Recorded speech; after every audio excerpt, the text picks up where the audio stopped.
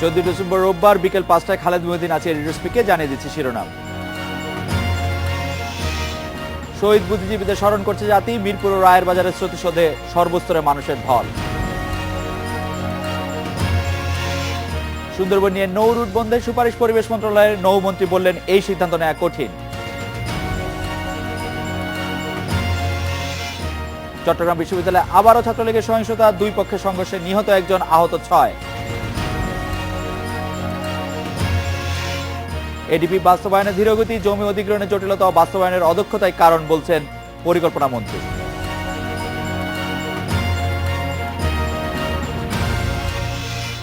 আজ শহীদ বুদ্ধিজীবী দিবস। খুব শিগগিরই বুদ্ধিজীবী হত্যাকারী রাজাকার আলবদরদের বিরুদ্ধে আন্তর্জাতিক অপরাধ ট্রাইব্যুনালের রায় কার্যকর এবং পলাতক অপরাধীদের দেশে ফিরিয়ে আনার দাবি জানিয়েছেন শহীদ পরিবারের সদস্যরা। একই সঙ্গে যুদ্ধ অপরাধীদের মূল দোষর জামায়াতের রাজনীতি ও নিষিদ্ধের দাবি জানিয়েছেন শ্রদ্ধা জানাতে আসা আপামর জনতা।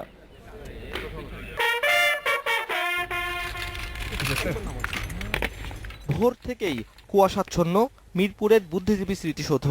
কুয়াশা গায়ে মেখেই শহীদ বুদ্ধিজীবীদের প্রতি শ্রদ্ধা নিবেদন করেন রাষ্ট্রপতি আব্দুল হামিদ ও প্রধানমন্ত্রী শেখ হাসিনা।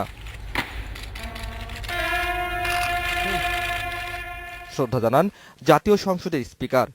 একে একে শ্রদ্ধা জানান জাতীয় পার্টির চেয়ারম্যান হুসাইন মোহাম্মদ এরশাদ, বিএনপি চেয়ারপারসন বেগম খালেদা জিয়া।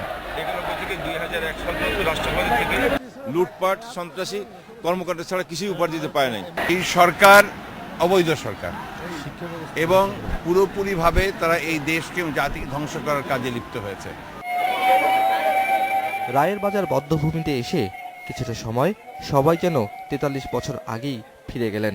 বাঙালি সূর্য সন্তানদের নৃশংস হত্যা ও দেশীয় আলবদরদের বর্বরতাকে মনে করিয়ে দিতে খেলাঘরের ছোট্ট শিশুদের এ আয়োজন। বিভিন্ন রাজনৈতিক দল, সামাজিক সাংস্কৃতিক সংগঠন ছাড়াও স্কুল, কলেজ, বিশ্ববিদ্যালয়ের শিক্ষক শিক্ষার্থী কে আসেনি শহীদের প্রতি শ্রদ্ধা আর আলবদরদের ঘৃণা জানাতে। স্বজনহারা শহীদ পরিবারের সদস্যরা আবারও মনে করিয়ে দিলেন বাকি আছে আরও অনেক রাজাকার আলবদরের বিচার। জামাতের যেই ফিলোসফি, সেই ফিলোসফিকে যুদ্ধ করা, ফিলোসফির সাথে যুদ্ধ করে ওই আদর্শিক যেই যুদ্ধটা আগামী 40 বছর কিন্তু নতুন প্রজন্মকে সেইভাবে করতে হবে, সেইভাবেই এগোতে হবে। বুদ্ধিজীবী হত্যা মামলায় 4 জনের ফাঁসির রায় হলেও অন্য আরও যেসব আলবদর গা ঢাকা দিয়ে আছেন তাদেরও বিচারের কাঠগড়ায় দাঁড় করানো হবে বলে জানিয়েছেন আন্তর্জাতিক অপরাধ ট্রাইব্যুনালের প্রসিকিউটর।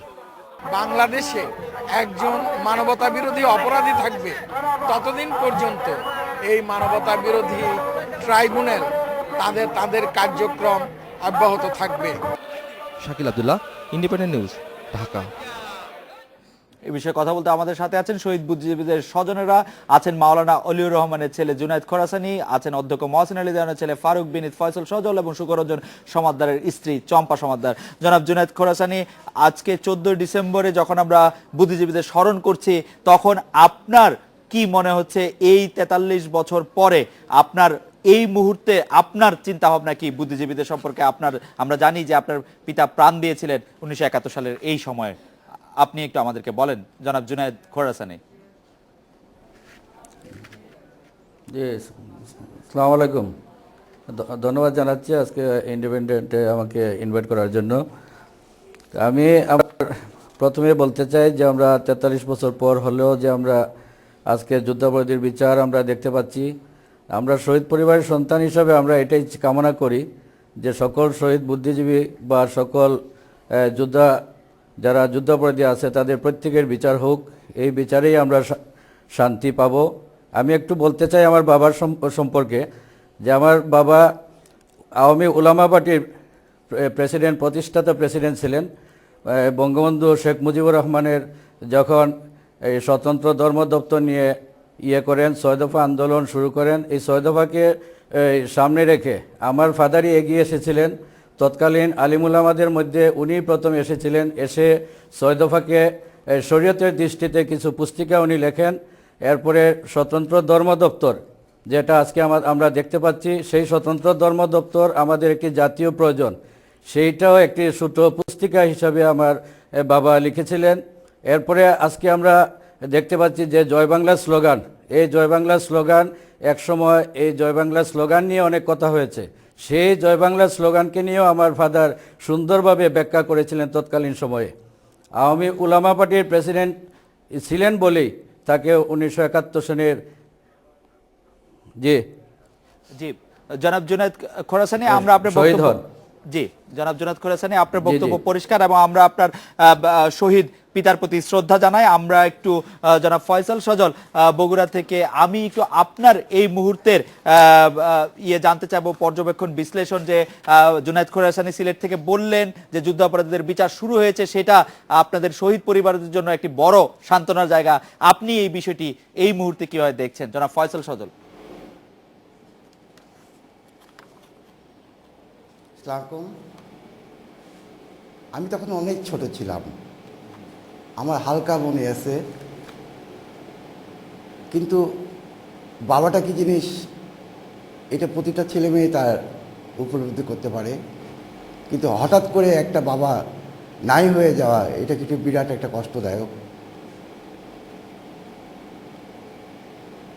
আমরা যে কষ্টটা করছি যুদ্ধের পরে সেটা অমানসিক কষ্ট, কিন্তু আমরা যখন বড় হয়েছি, যখন বুঝতে শিখেছি, তখন কিন্তু আমরা আমাদের সেই নিজস্ব জায়গাটা পাই নাই। আজকে বিচার হচ্ছে, এটা আমাদের অনেক সান্ত্বনা আসছে, কিন্তু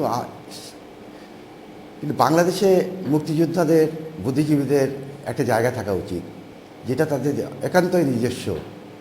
আমার মাকে দেখেছি অনেক কষ্ট করেছে, আমার বড় ভাই ছিলেন, কিন্তু আজকে আমরা ওই সম্মান, ওই অধিকার, ওই নিয়ে কোথাও জায়গা পাই না। ফয়সাল সজল, আপনাকে ধন্যবাদ। আমি একটু চম্পা সমদ্দারের কাছে যাচ্ছি। চম্পা সমদ্দার, স্বাধীনতার 43 বছর পরে বগুড়ার একমাত্র শহীদ বুদ্ধিজীবীর নামে সড়কের নামকরণ করেছে সরকার। 4 দশক পরে এই স্বীকৃতি আপনার পরিবারের পক্ষ থেকে আপনি এটাকে কিভাবে মূল্যায়ন করবেন? চম্পা সমদ্দার, আমাদের যদি একটু বলতেন।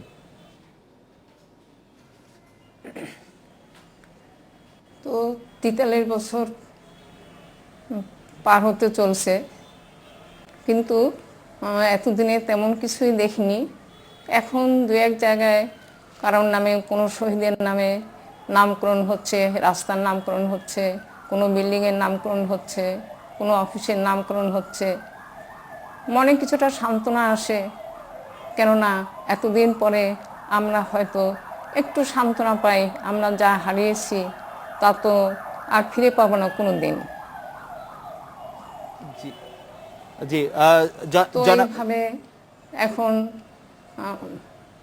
যে আপনার কিছুটা সান্ত্বনা অবশ্যই পাবেন, এবং আপনারা যে ত্যাগ করেছেন সেই ত্যাগ জাতি চিরদিন নিশ্চয়ই মনে রাখবে। চম্পা সমদ্দার, ফয়সাল সজল, জুনায়েদ খোরাসানী, আপনাদের অনেক ধন্যবাদ। সংবাদে একটি 40 সেকেন্ডের বিরতি নিচ্ছি, ফিরছি তারপরে।